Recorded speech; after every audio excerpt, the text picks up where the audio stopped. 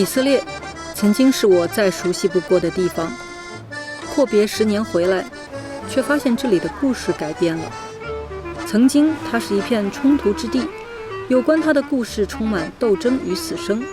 近2年关于它的叙述陡然一变，强调它是 Startup Nation 创业之国。忘掉那原始的没有结果的战争吧，这里是纳斯达克上仅次于美国的创业大国。这里是风险投资、高科技、共享经济与创业者的乐园。怎样的小时候造就了勇于创业的一代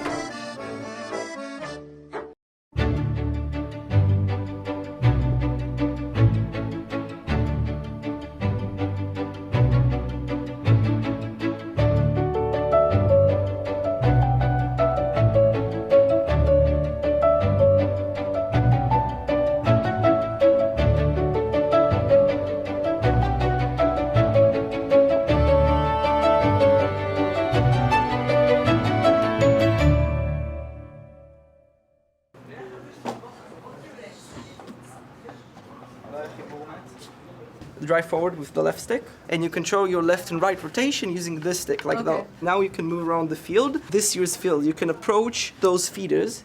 Okay, that was a stop. No, okay, it went too much. Now start to go forward. You're confused the front and the back, it's fine. Okay, driving the real robot, it's very difficult. We don't let that people do that. You can break something. It goes really fast. It can easily hurt someone very badly, so we take safety precautions. This actually helps also our drivers get trained before they go to the real thing. What we're trying to design here is something very complex that wasn't done in our country yet. So you can see our robot, we're trying to design a wheel that turns around itself so we can move in whichever direction we want. Yeah, so... Where? Show me something.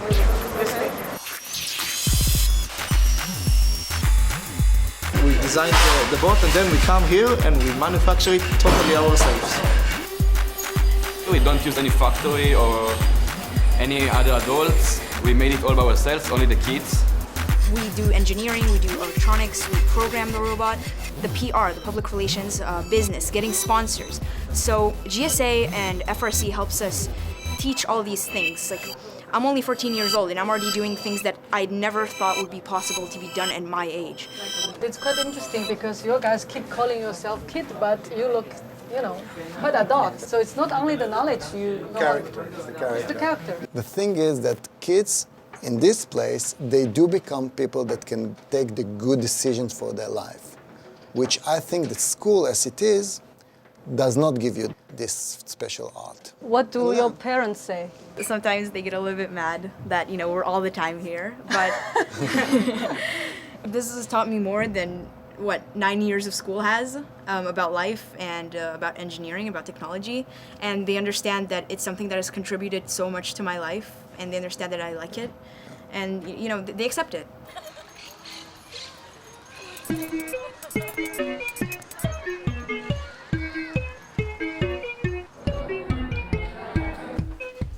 Basically detecting only one face. Oh, okay, so I should be off just try to be sleepy? Yeah, close your eyes. Let's see if it works. Wow. Let's find out. And when the driver will start to fall asleep, it will prevent from him falling asleep and it can save a lot of lives. These two guys, they are our hackers. So for good, right? You try to protect something. I'm the right hand. So I bought a printer and I designed the parts and I printed them, and it's going to move to wall on the big ball, and it's like a later project. Like you just remote control it? Yeah. Oh. Yeah. So we have 4 startups out of 13 that are active this year. Wow. We are Lychee Group. We're actually a startup company. We built a POC, proof of concept. This is a homemade spectrometer that can identify whether you're drunk or not using only the fingerprint. They actually wrote some alcohol because they cannot drink. I'm the CEO. And how old are you? I'm 16 and a half. Amit. He's 13, I heard. 14, yes. This is my twin brother Itai, identical. Nadav. And we have the CTO that is also 16 and a half. Do you still need to do your homeworks from normal school? We do. So even if I will have to work at night and even if I will have to work later, I won't let it interrupt my school and my grades.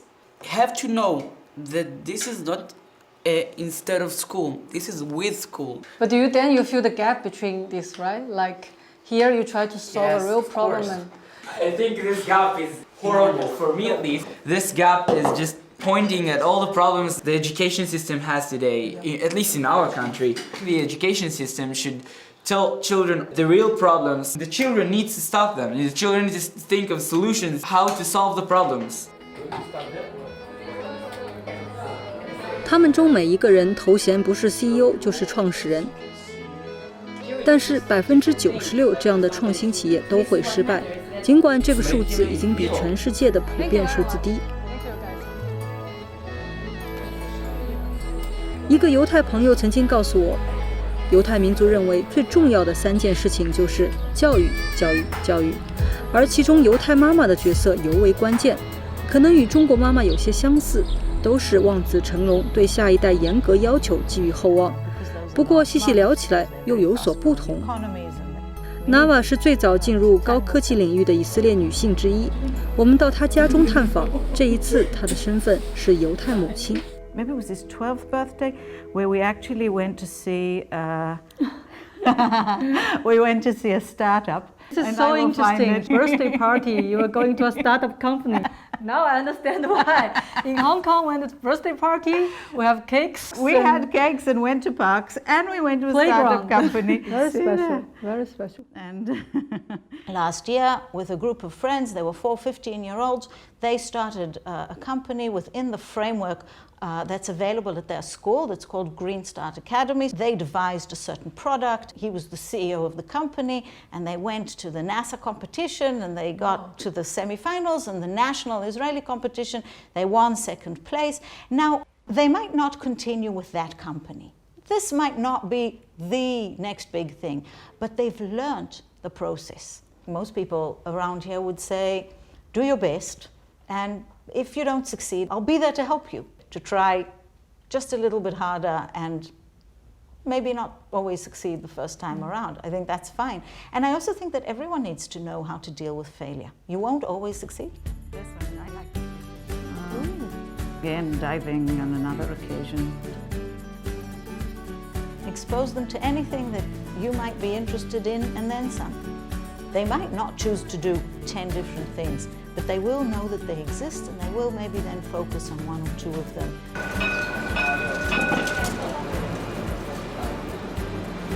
我觉得我们可以在以色列妈妈当中身上学到很多东西的是什么？最重要的一点就是，以色列的妈妈她也希望自己的孩子未来成才，但是他们更愿意去相信自己的孩子，就是即便是可能没有成为传统中的这种成功，但是只要他成为他自己啊，他就是可以。但是呢，我们家长对于成功啊、快乐啊，都有自己比较约定俗成的理解。我们的这个定义非常的窄。在以色列呢，他的英雄是那一些失败了很多次，但是依然敢再去尝试的人。他不会被他失败的经历去定义自己。就像我们前一阵子刚刚以色列的3个年轻人啊，就是自己民间的努力，花了钱去登月，但他失败了。可是这3个人瞬间成了以色列的英雄，啊，他不会因为你失败的这个结果而否定你所有曾经的努力。对他们来说，结果并不是最重要的。是的。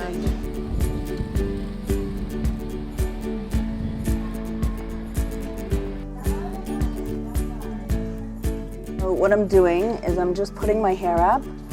Every time I come to the school, I wear my hair a little bit differently. I like to see how the kids react. It's just an opening to a conversation.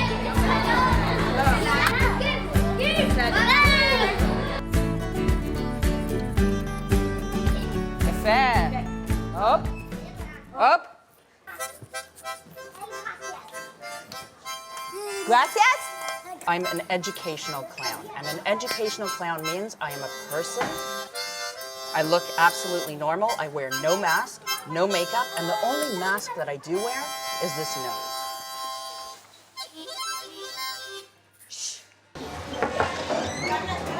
I've been שישי בבא שמי שמי. שלום, מה נשמע? הכל בסדר? כן, יפה מאוד, אתם מאוד שקטים, יפה מאוד, כל הכבוד. כל הכבוד, אתם הולכים עכשיו לשחות? איזה שחייה אתם עושים? כזה או כזה? אוקיי, אז כולם לקחת יד למעלה?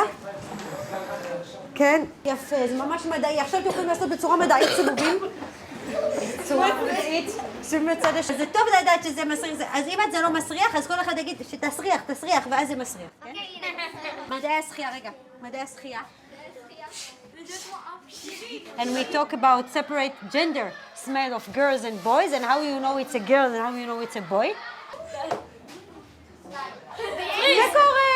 Because in this age, it started to be something to be ashamed or to talk about.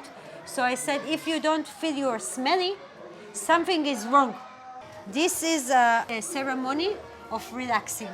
The movement of the bag, so weird, you're not expecting that. So your mind starts to follow that. So this is very relaxing.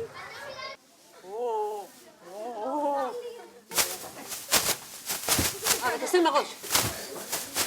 ועכשיו אנחנו לוקחים את... I give you oxygen to feel relaxed. And now you relax. To the lab! To the lab! To the lab! And double dab! And double dab! תודה רבה! ביי ביי!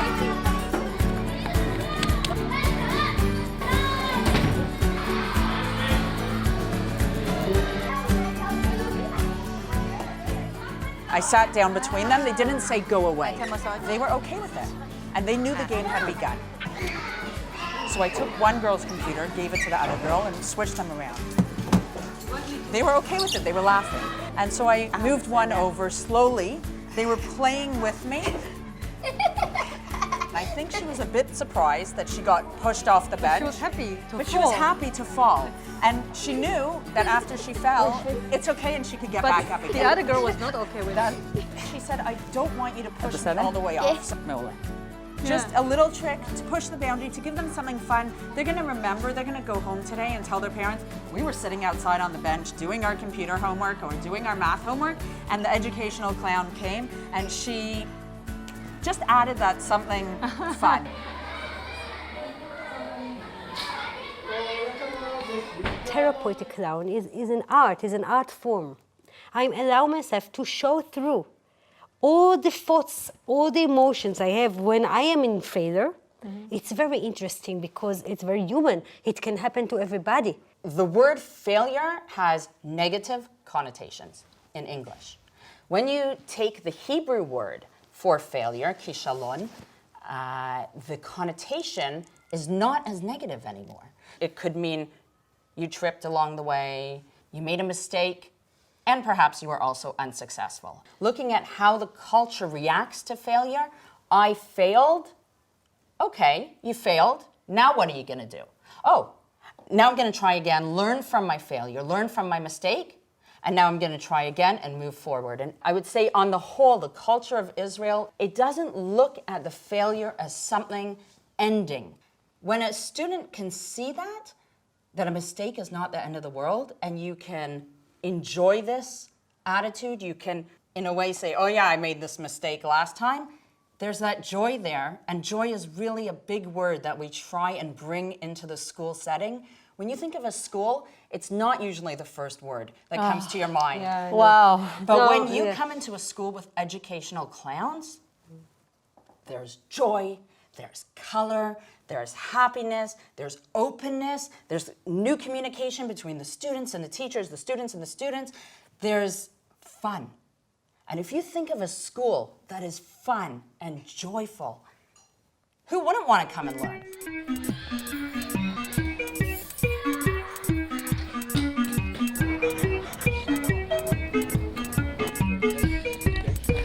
In Israel, if you failed and you have to have the second startup and raise money, investors will pay you more because they say, well, you have learned your mistakes, you are not going to do it all over again, you are much smarter now. The chances, as I said, are very low, so let's try it again. Interesting. So here you will not labor them as the losers. Oh no! We admire them, they're trying again and again and again. You have serial failures entrepreneurs in Israel that maybe only on the first startup succeed.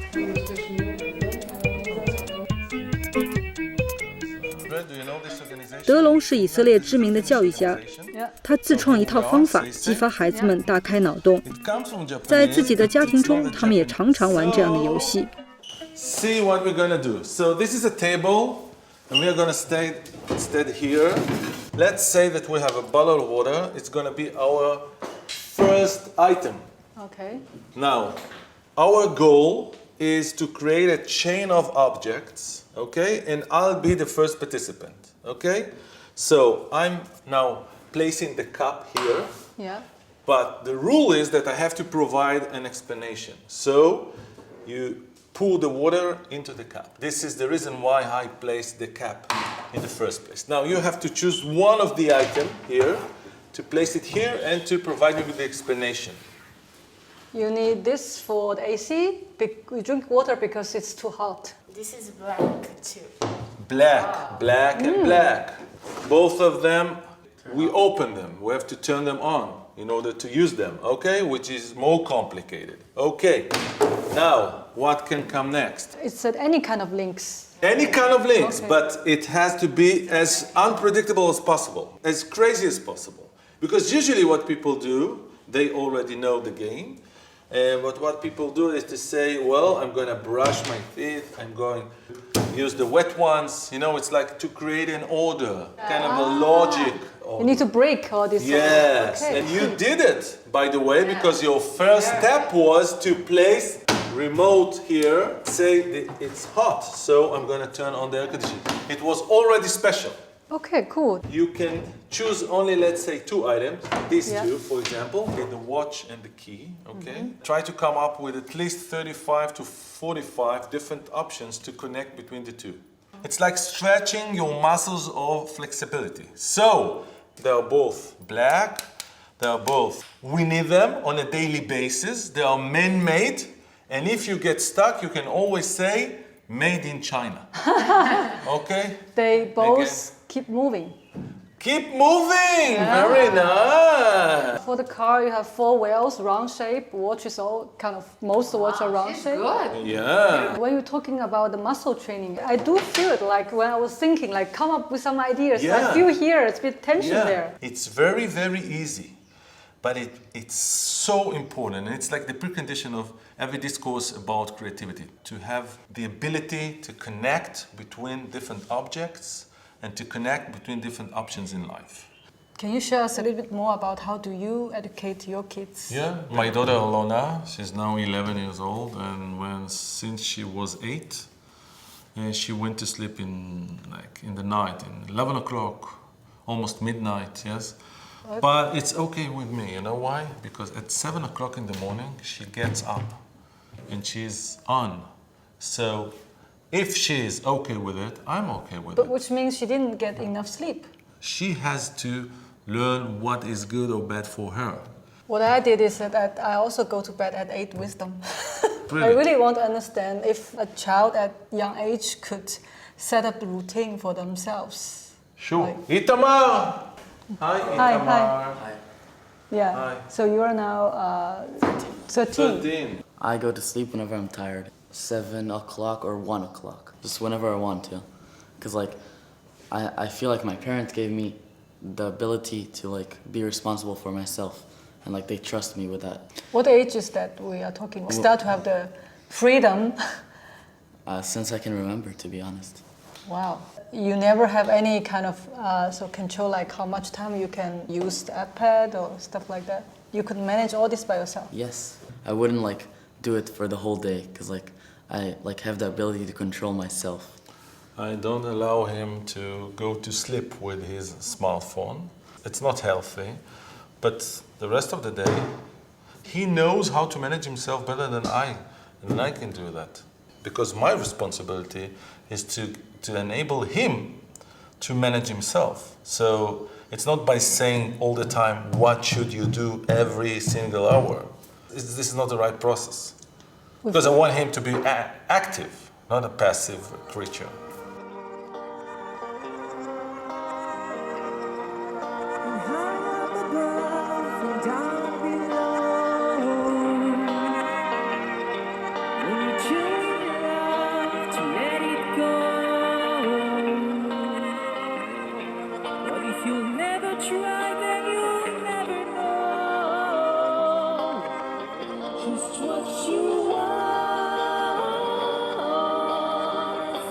I have a 4-year-old granddaughter. Yeah. 4-year-old. Yeah.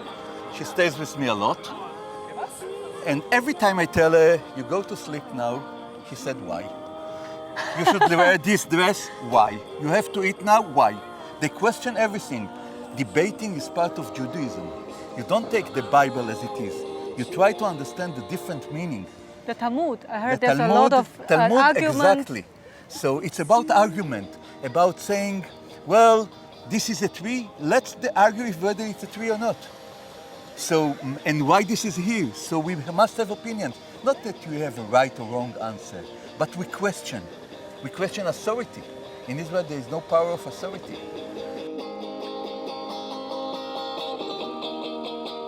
早就听说以色列的学校体系十分复杂，面向不同种族、不同信仰、不同需求，有完全不同的选择，会让刚刚到来的移民无所适从。苏拉库什纳从美国搬来，繁多的选择却让她十分开心。For my daughter, it was really difficult.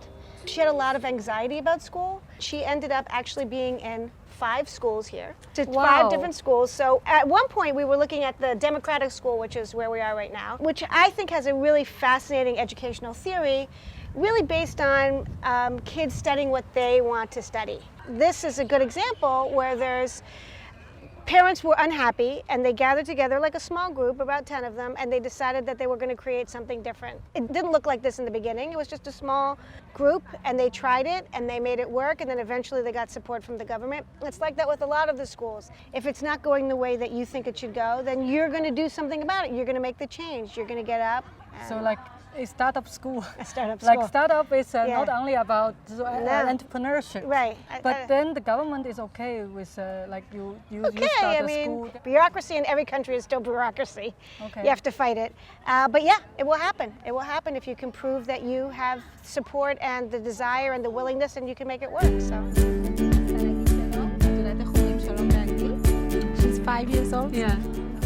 I have 4 kids. All of them started in the democratic school. She's on the 6th grade. Okay. And I have a small one in the kindergarten. We were very interested in this school when we moved to live here in Modi'in, and we chose. She learns almost everything: math, English, Bible, literature, gymnastics, dancing, singing. It is very important for people and for kids to be independent and to be with, a lot of self-esteem. It's like in the university. You start with on the same year with others, and everyone has his own course and own schedule.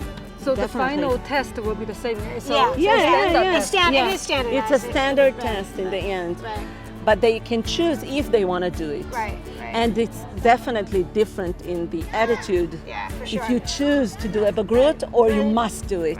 Even in the army, so the soldiers don't blindly follow the instruction. Very young soldier can tell me or my higher commander what he thinks, especially when the intelligence corps they made a mistake, and we learned that this mistake was group thinking. Everyone thought the same way, and then we don't want it to happen. 全民皆兵是以色列的特色，年满18岁，无论男女都要服兵役。以色列军队实际上就是一群高中刚毕业的年轻人集训营，他们最具活力与新意。以色列军方近些年干脆成立了创新部门，也经常组织年轻人搞创意马拉松竞赛，在24小时内组织小分队，拿出新的方案。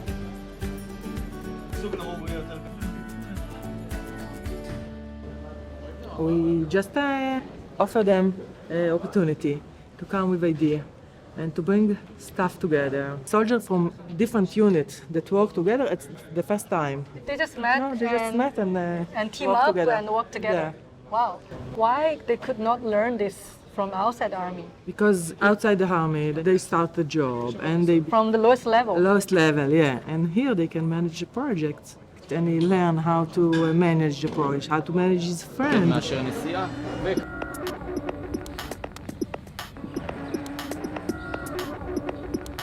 阿利亚博士来自军方制药部门，他认为以色列之所以能够成为创业之国，还来源于一个无法翻译只可意会的词语他描述了犹太人独特的一种性格。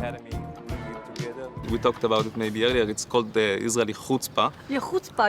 So you have mentioned this word a lot. So this is actually being bold, being really honest and straight, just going straight forward to the point and saying, look, I think we have a problem, let's face it. Sometimes in other cultures people get intimidated by that, but in Israel it's very accepted that you say exactly what you mean.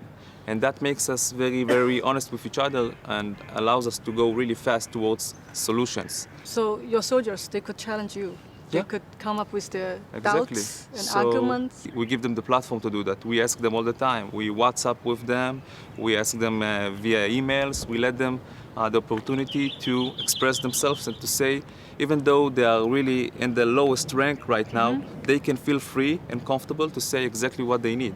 And that's what makes us an organization that is really agile and working fast to close the gaps that we find. So this is only in the army, or this is the culture, right? Yeah, I think it's a more culture. It's a word coming from the US, basically. When you go to the US, you hear American people saying, we are looking for the Israeli chutzpah. So this is we didn't know that we didn't know that we are so bold until we went outside, and then they're accustomed to a different culture. Yeah, in the Chinese culture, being polite is such a big part. Like, you have to package your idea. What are you going to say?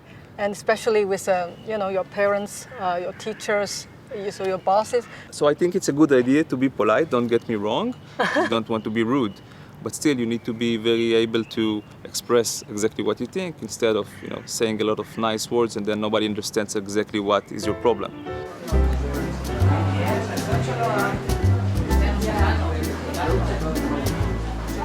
To understand part of the qualities that make Israel a startup nation and all these things is to understand the quality of individuality, which is the most respected value in this society.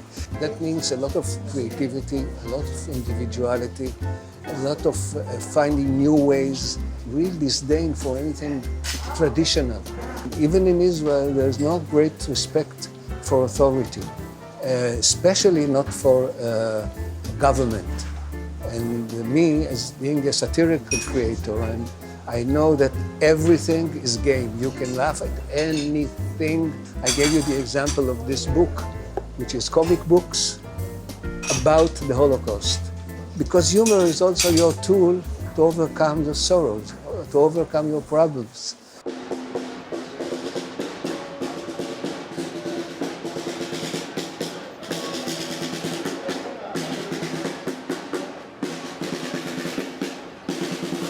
《由于特殊历史经历，犹太人格外珍视寻根与传统。נשמתי בחמלה רבה אמונתך. מודה אני לפניך מלך חי וקיים שחזרת בי. נשמתי בחמלה רבה אמונתך תורה ציווה לנו משה. Is this the whole city of Jerusalem? Yeah. I made this. This. Oh. And what is that tower? You see the tower there? That's the tower. Yeah. Where the king of Israel made. Oh. How old are you? 6. ואת התמונות פשוט ממחיש להם את ירושלים. אנחנו לא יכולים לקחת אותם לירושלים, אנחנו מביאים את ירושלים אלינו. וזה שהם כל הזמן נפגשים עם תמונות, הם בעצם כשהם הולכים לבקר בירושלים האמיתית עם המשפחה, קל להם לזהות את המקומות שלמדנו עליהם. אז קודם כל זה גן דתי. מעבר לזה, ירושלים היא עיר בירה שלנו. אנחנו שמים אותה במרכז הלימוד כל השנה, לא רק ביום ירושלים. מתחילת שנה אנחנו מדגישים את החשיבות של עיר הקודש. 距离这个非常重视传统的幼稚园2步之遥，就是一个全部教授科学的幼稚园。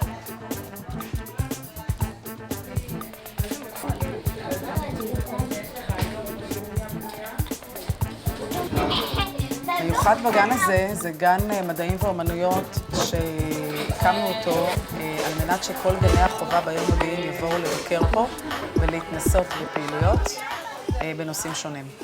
Just next door you have a very traditional and religious school. Do they also come here to learn about science? כן, כל הגנים הדתיים באים לפה והם לוקחים המון דברים מההשראה שהם מקבלים פה ומיישמים את זה בגנים שלהם. הם לוקחים מפה רעיונות איך אפשר לשדרג את הפעילות בגן, ואז הם הולכים ומיישמים את זה בגן שלהם, בגן האם שלהם. נדנדות. And everything here is real. Like what kind of age they can start to use this real toy? אנחנו נותנים את זה בגנים מגיל 4. 4 years old, they start with all this. כן, 4-5, כן, 4-5. מכירה את הילדים שלה בגן, ואם היא מקפידה על כללי בטיחות והילדים מבינים מה הם הולכים לייצר, אז לא אמורה להיות בעיה עם זה. אז הכל תלוי בהרגלים ובאיך אנחנו מנגישים את זה לילדים. הם מייצרים דברים אמיתיים, לא רק משחקים, הם ממש מייצרים פה דברים. זה ההבדל בין המשחק לייצור, היצרנות. This is the shelter, פה המקלט.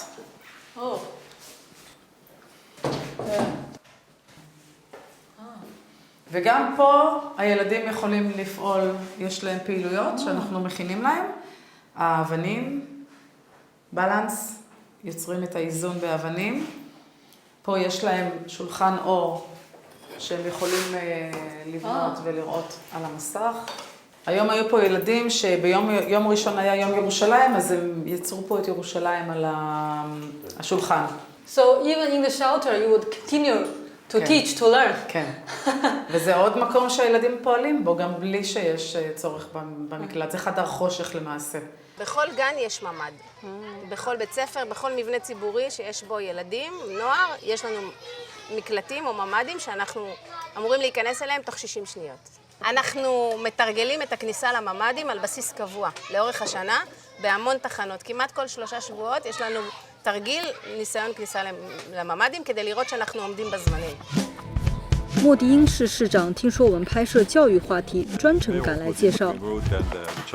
What is the percentage of the investment in education? The percentage is 51%. 51 among all the budget. If I would like to renew infrastructure, to renew a building, innovation and everything, so I take all the budget of the city and put it first in the education system. After that, welfare, culture, sport and everything go first in education. And I do believe if you invest most of the budget in education, you can bring the population, the residents, the children to the top of everything. What is that Israeli dream? Oh, to live very comfortable in a much better neighborhood, because we live, in very unpleasant neighborhood.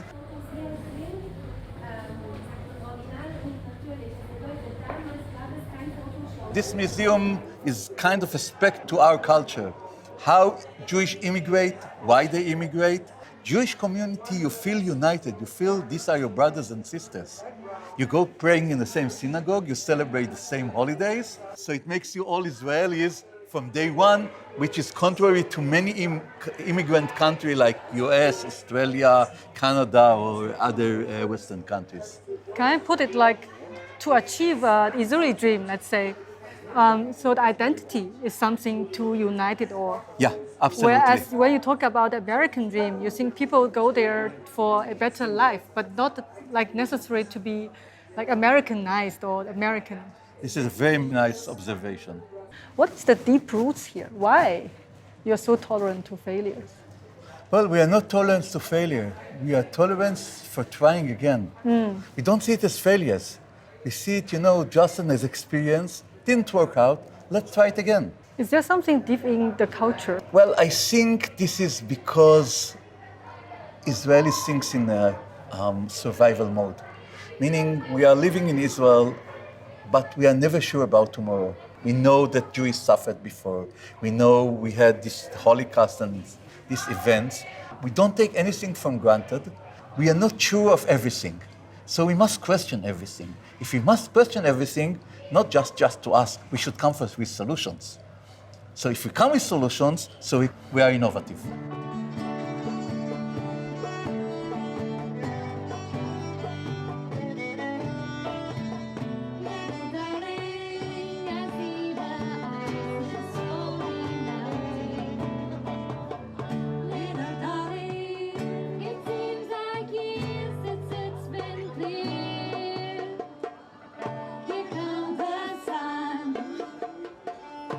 Here come the 以色列建国之初，出现了许多自愿结合而成的公社吉布茨。如今，吉布茨平均分配的生产方式不再那么吸引人，但亲近自然的生活体验却让他的学校别具特色，远近闻名。So as you can see, this is a special What's place. that?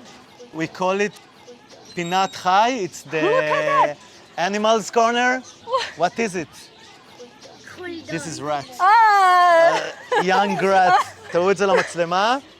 And the Show me the snake. snake code, right? Yeah. Can I try? Can I try? So cool. I'm not too much afraid of snake, in fact, but you sure it's not going to bite me, right? He won't attack you. It's a girl. It's a girl? How do you know it's a girl?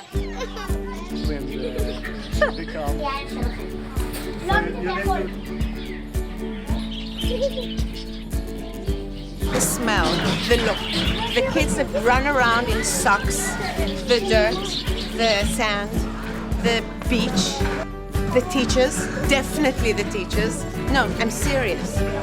There's something, I don't know, the freedom.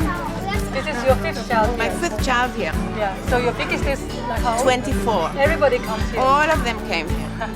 From kindergarten. As you can see, there is a class over here. Oh, there's a dog. Yeah. It's What the is the teacher's dog doing pet. here? So you're the teacher here. You can bring your dog every day to the classroom. Yes, I bring her only twice because after she's visiting here, she's very tired. Take care of her and it's good for them. Giving love. Usually we think if you have pets in the classroom, the student will be distracted. So we tell them, no, she's coming, don't call her. She's not supposed to disturb you. So they know if they want her to come again, they have to... I haven't seen such a harmony, like you have an animal in the classroom and with kids. Rhythm therapy, rhythm class. We are in the carnival doing the batucada. All right? Tudo bom? Beleza. Ale.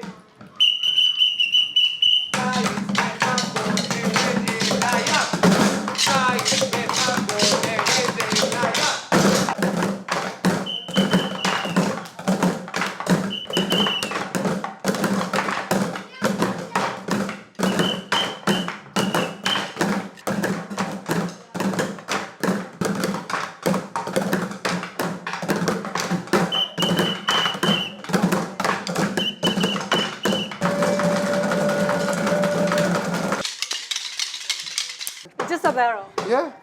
This is what the children use. The bass and the rim. Bass and rim. And you can play with it. 1, 2, 3, go! And taka tuku pa again. Boom. Pa taka taka tuku pa. And 3. Pa taka taka tuku pa. Ve. Taka tuku pa tuku pa. Tuku 1, 2, 3, 4, 5, 6, 8, 9, 10. Tempo. When they leave the school and go to regular schools, first of all, academically, there's no difference.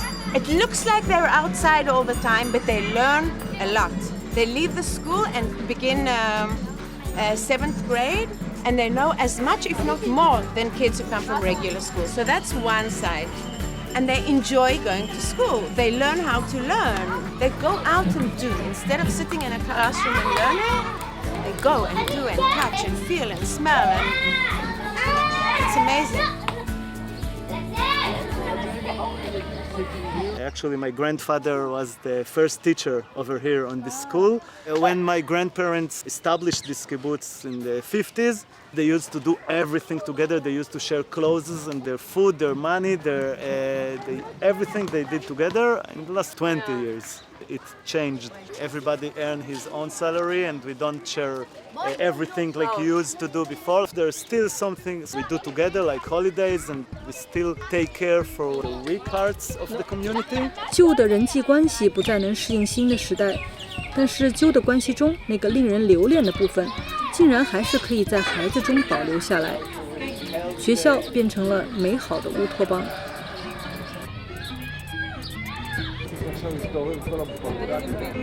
这些年，以色列这个 IP 也吸引了无数中国公司、中国访问团来此地寻宝。这个国度的一切都令人好奇。采访了一大圈，终于要见见以色列创业神话的最初缔造者、创业国度作者之一索尔辛格。这天，他受邀给中国访问团讲讲以色列的秘密。Startup nation. As we look into the future over the next 10 years or so, this is the head of education for Europe. His name is Andrei Schleicher. And he says it's not enough to have knowledge.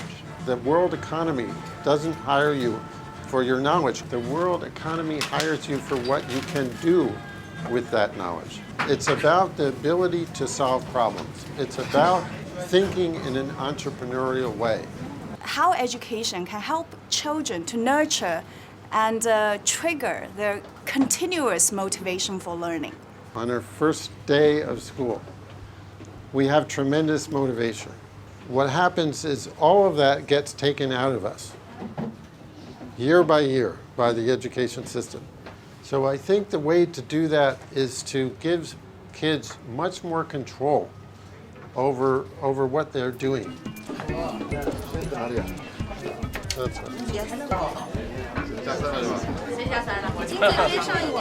And you mentioned there are still fears that Israel is left behind. We're very good at startups, but we're not very good at building big companies. Partly it's that we're such a small country here. So you could not test it in a bigger market. Yes, partly that, but also we don't really respect authority that much. We love to argue, we love to experiment, we have no patience. All these things are good for startups. They're not so good for building big companies. Right. Which need a lot of organization and discipline. Management.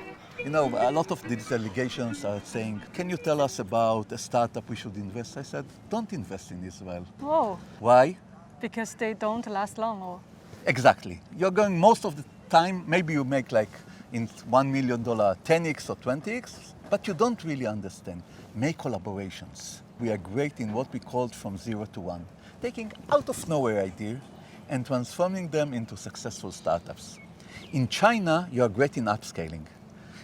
Taking these small ideas, implement them in your structured big companies. Most of the big Chinese companies have their own Israeli R&D center here. What do you mean R&D center? For instance, Alibaba bought a few years ago a small startup, 45 employees. They don't buy the startup, they buy, the talents. And then they increased it. Right now, I think they have like over 300 employees. And the results, the technology, they take to China. One more thing, and they let the startups or the Israeli subsidiary run by itself. They are smart, they don't send Chinese managers to oversight it. Okay, that's the key.10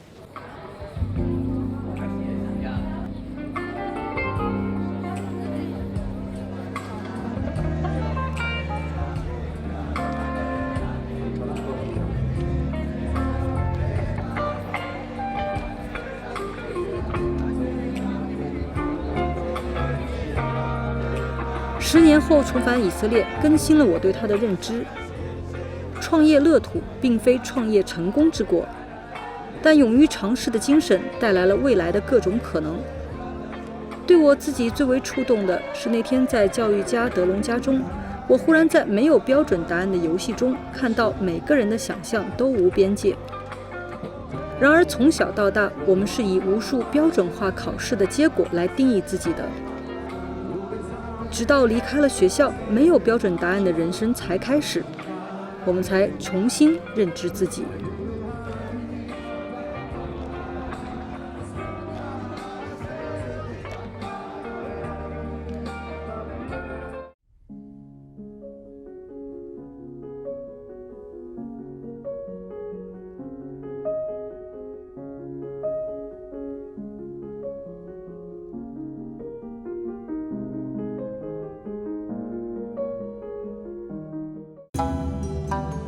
传统是现代的童年，中国传统文化该怎样教给下一代，好让他们参与世界的未来？